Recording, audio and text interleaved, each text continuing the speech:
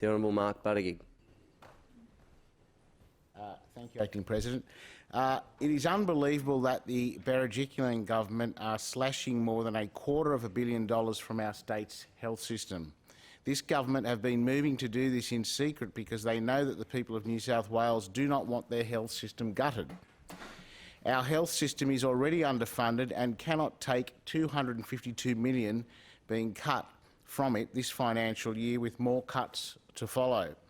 Our hospitals are already experiencing severe overcrowding and the staffing levels are completely inadequate. Taking further money away from our hospitals is only escalating the threats to the public's health and safety. Emergency departments across New South Wales cannot face increased waiting times.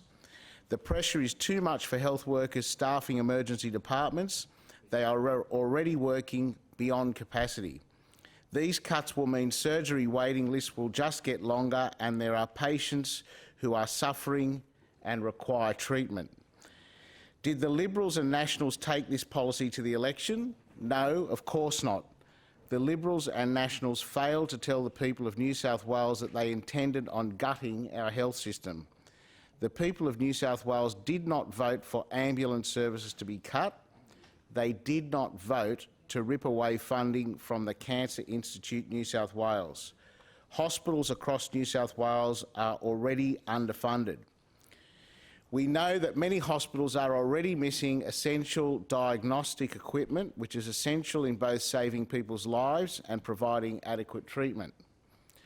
Ulladulla Parkinson's Hospital's support group and Ulladulla Stroke Recovery Club kick-started a campaign in June for a MRI machine at Shoalhaven Hospital. Patients should not have been made to leave the hospital and go to private clinics, causing unwell patients considerable distress because there's an absence of adequate medical diagnostic equipment. We know that this government's incompetence has resulted in the absence of a mammogram machine in the only hospital in the state dedicated to women's health services, along with the Campbelltown and Liverpool hospitals going without mammogram machines, which are essential for diagnosis.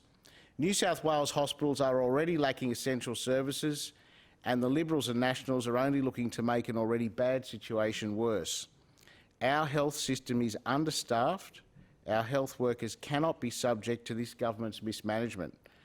Secretary of the Health Services Union, Gerard Hayes, was right when he stated that instead of cutting to the bone, we are actually cutting right through the bone now.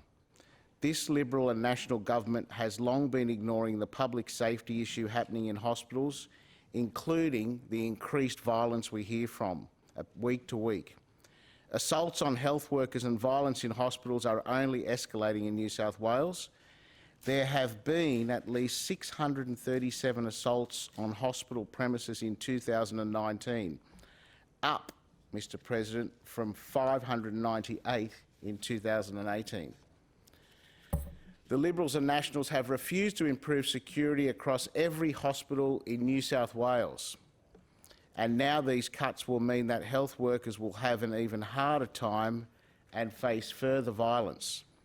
The people of New South Wales do not want to see funding cuts to their local hospitals, which inevitably means cuts to hospital staff. Our health system requires further funding, not less.